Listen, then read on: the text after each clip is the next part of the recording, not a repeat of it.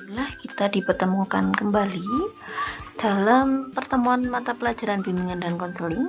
Kali ini saya akan berbagi mengenai kesehatan. Sebelum itu, kita coba kembali untuk memahami bahwa sehat itu adalah sebentuk rezeki yang Allah berikan, tidak kepada semua orang. Ingat, tidak kepada semua orang, karena bisa jadi pada saat ini orang-orang yang tidak diberikan kesehatan oleh Allah Subhanahu wa taala sedang dalam keadaan menuju untuk mendapatkan kesehatan. Oleh karena itu, bersyukurlah, dan cara terbaik untuk mensyukuri kesehatan adalah menjaga kesehatan tersebut sebaik-baiknya.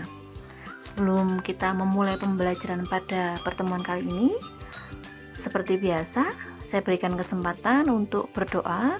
Semoga yang kita lakukan pada hari ini diberikan kemudahan dan kelancaran, menjadi ilmu yang bermanfaat. Berdoa dipersilakan.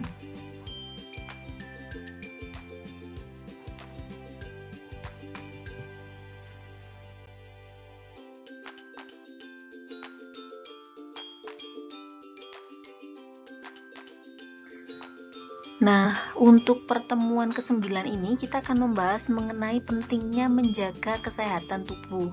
Namun, saya akan ingatkan kembali kepada sampean bahwa ruang lingkup dari kesehatan di sini dimulai dari menjaga kebersihan terlebih dahulu. Nanti kita akan lebih banyak membahas pada pertemuan yang selanjutnya. Sedangkan untuk pertemuan kali ini kita akan fokus kepada kesehatan dan kebersihan secara jasmani.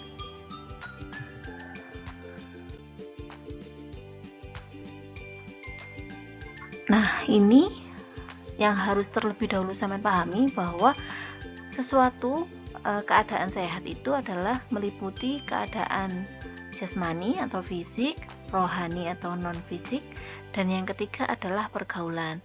Saya kepingin sampean lebih meningkatkan lagi pengetahuannya bahwa yang disebut sehat itu tidak hanya sebatas tidak dalam keadaan sakit, tidak hanya sebatas pada karena badannya tidak merasakan keluhan-keluhan dan lain sebagainya. Apalagi pada saat masa pandemi semacam ini, mungkin fokusnya adalah yang tidak kena corona itu berarti sehat. Tidak sesempit itu ya. Kita akan membahas lebih dari itu. Oleh karena itu, silakan menyimak baik-baik.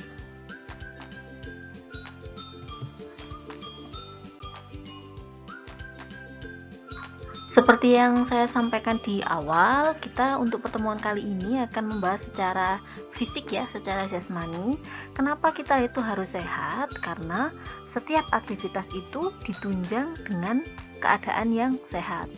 Salah satu contohnya untuk belajar saja, meskipun dalam keadaan belajar daring, kalau badannya sedang tidak fit, tentu juga akan terganggu aktivitas belajarnya.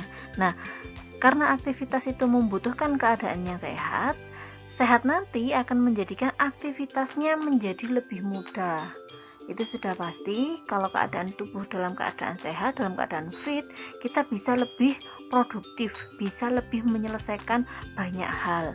Contohnya seperti sampean saat ini, saya yakin untuk yang sudah menyimak video pembelajaran mulai dari pertemuan pertama sampai dengan saat ini, pasti mungkin ada ya satu atau dua anak yang di salah satu pertemuan kesehatannya kurang bagus. Nah, itu pasti akan mengganggu dalam pelaksanaan aktivitas belajar mengajar, terutama pada saat harus menyelesaikan tugasnya.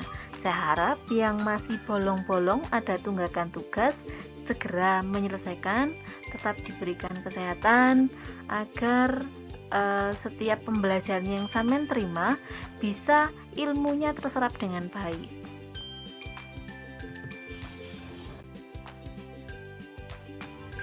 Lalu di mana memulainya? Konsep kesehatan di sini saya sampaikan ke sampean dimulai dari kesadaran akan pentingnya kesehatan. Yang utama adalah konsep di dalam dirinya sampean memiliki kesadaran bahwa kesehatan itu penting. Kesehatan itu adalah modal awal untuk melakukan banyak hal, aktivitas apapun. Yang kedua, harus ada upaya nyata untuk menjaga kesehatan. Contoh, misalkan konsentrasi aja. Untuk menumbuhkan konsentrasi, Contohnya konsentrasi belajar, sampean harus dalam keadaan istirahat yang cukup, makannya juga harus cukup. Istirahat saya fokuskan ke istirahat. Saya yakin pada saat pandemi semacam ini jadwalnya sampean pasti 180 derajat berubah daripada jadwal pada saat sebelum adanya pandemi. Beberapa anak ada yang memang masih bisa dengan ritme belajarnya, jadi jam setengah 8 sampai dengan nanti jam 12 atau jam 1 itu fokus untuk pembelajaran, sisanya baru untuk main. Mungkin agak mirip-mirip juga dengan di sekolah, meskipun tidak bisa sama persis ya, kita biasanya pulang jam 3:30, 4. Cuman ada juga beberapa wali murid yang menyampaikan bahwa semenjak adanya pandemi, tidurnya anak-anak, tidurnya sampean-sampean ini jadi terbalik. Jadi kalau malam lebih banyak meleknya main gadget online, kalau siang lebih banyak tidur. Meskipun beberapa anak ada yang bisa menyesuaikan, cuman itu tidak baik untuk kesehatannya sampean. Ingat bahwa tubuh kita ini sudah dikonsep sedemikian rupa sehingga ketika istirahatnya kurang, itu pasti ada salah satu yang fungsi tubuhnya tidak berfungsi dengan baik. Contoh konsentrasi tadi, seseorang yang kurang tidurnya itu juga akan mengganggu yang namanya konsentrasi. Yang ketiga, sampean harus menjadikan budaya menjaga kesehatan itu di dalam lingkungannya sampean, mulai lingkungan terkecil di keluarganya sampean sendiri. Jadi kalau sekarang lebih banyak di rumah, harusnya lebih banyak waktu untuk membantu ayah bundanya membersihkan rumah. Itu salah satu contoh. Paling kecil adalah membersihkan minimal kamarnya sampean sendiri. Syukur-syukur kalau bisa bantu untuk bersih-bersih rumah atau halaman rumah. Itu 3 hal yang harus dimulai untuk menjaga kesehatan.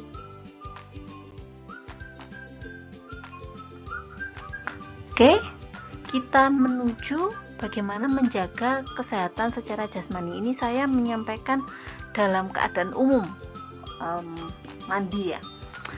Kenapa mandi? Saya ingin semuanya jujur di sini. Selama pandemi ini mandinya jam berapa? Kadang-kadang saya tidak yakin waktu pembelajaran sampean sudah mandi. Kalau dulu waktu sebelum pandemi, sampean pasti bangun pagi minimal setelah sholat subuh itu pasti sudah mandi, karena 6:30 sampean harus sudah prepare untuk ke sekolah. Terus ada sholat duha dan lain sebagainya. Itu pasti lebih teratur lah. Sore pulang pasti insya Allah, beberapa sih, ada juga yang tidak mandi, tapi juga ada yang mandi. Jadi minimal kalau dulu waktu masa sebelum pandemi ini, insya Allah mandinya minimal 2 kali sehari lah. Nah, kalau sekarang masih ada yang model-model seperti ini, dilanjutkan. Tapi yang perlu saya ingatkan kembali adalah yang mandinya cukup 1 hari sekali. Ingat ya nak ya, penyakit virus di luar itu kita tidak tahu wujudnya, tidak kelihatan. Lah, salah satu caranya sampai anak menjaga dirinya sampai adalah minimal mandi. Minimal, saya bilang minimal ya, minimal mandi. Mandi itu sudah sama perangkatnya ya, harus gosok gigi, harus dibersihkan dan lain sebagainya. Yang kedua, tentang pakaian. Mungkin kalau untuk beberapa anak perempuan saya sudah pernah menyampaikan pada materi, kita pernah bertemu di ini kelas keputrian ya, apa saja yang harus diperhatikan, karena untuk anak putri memang berbeda perawatannya dengan yang laki-laki. Tapi diperhatikan bahwa pakaian itu satu kegiatan satu pakaian, jangan dibalik, satu pakaian untuk semua kegiatan. Jadi kalau tidur, belajar, main, sholat itu pakaiannya harus berbeda. Dan ingat, jangan lupa untuk mencuci. Udah bu, pakaiannya sudah beda, sudah saya sendirikan, tapi nyucinya 1 minggu sekali. Itu juga sama dengan bohong. Nah, ini saya ingatkan kembali, apalagi kalau musim pandemi sekarang ya, sampean habis mungkin terpaksa harus aktivitas di luar, itu langsung bajunya harus ganti keseluruhan, harus dicuci pada saat itu juga. Itu untuk meminimalkan virus bertahan di bajunya sampean. Yang berikutnya adalah kebiasaan hidup.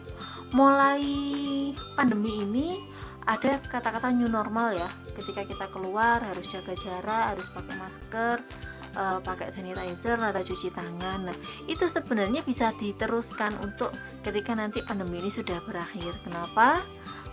Kita tidak pernah tahu seperti apa penyakit yang mungkin bertebaran di luar sana. kebiasaan yang sekarang sudah dibangun itu bisa dilanjutkan, biasa rapi, biasa bersih dan terawat. Itu akan membantu sampean untuk menjaga, salah satu cara untuk menjaga kesehatannya sampean, salah satunya adalah menjaga kebersihan badannya sampean.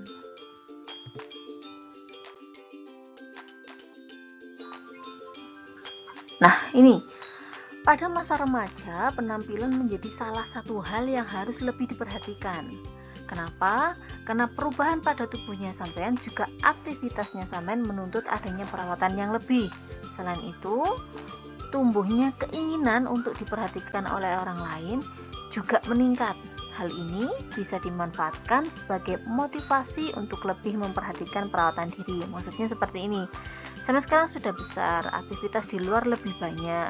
Ada perubahan pada dirinya sampean. Ketika itu tidak diperhatikan dengan merawat dengan baik, saya pakai istilah apa ya?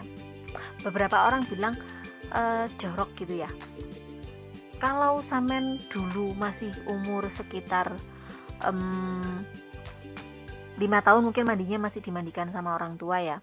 SD lah, taruhlah SD masih kelas 2 atau kelas 3, mainnya kan nggak kayak sekarang. Kalau sekarang bola, ya habis main bola lanjut nanti nongkrong sama temennya, lanjut lagi nanti belum nongkrong sama temen yang di gang satunya lagi.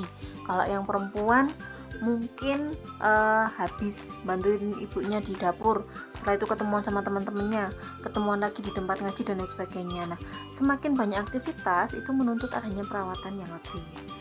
Lah, ini juga yang perlu diperhatikan.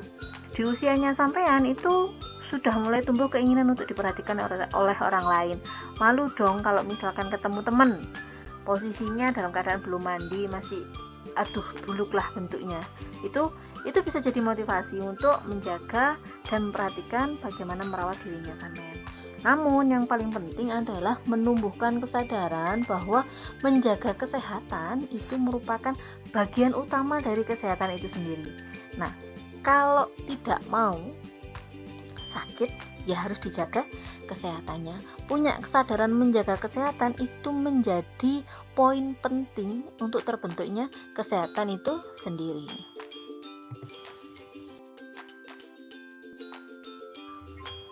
Oke, tugas untuk pertemuan pada kali ini saya ingatkan kepada sampean semua bahwa kelas baru berakhir jam 1 siang.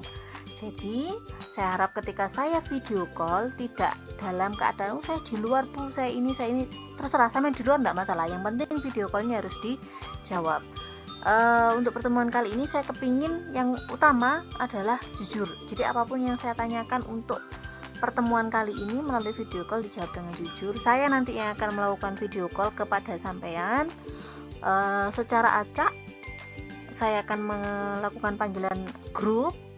Nanti pada saat melakukan video call langsung di screenshot lalu diupload ke GCR. Tugasnya cukup mudah, jadi cukup mengangkat video call dari saya, nanti video callnya di screenshot lalu diupload di GCR.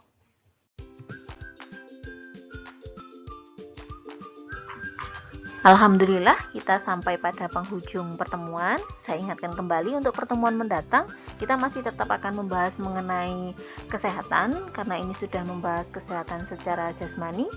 Untuk pertemuan mendatang insya Allah kita membahas mengenai kesehatan secara rohani. Saya harap hari ini semuanya memahami dan bisa memanfaatkan dengan baik. Sampai bertemu pada pertemuan mendatang. Terima kasih. Wassalamualaikum warahmatullahi wabarakatuh.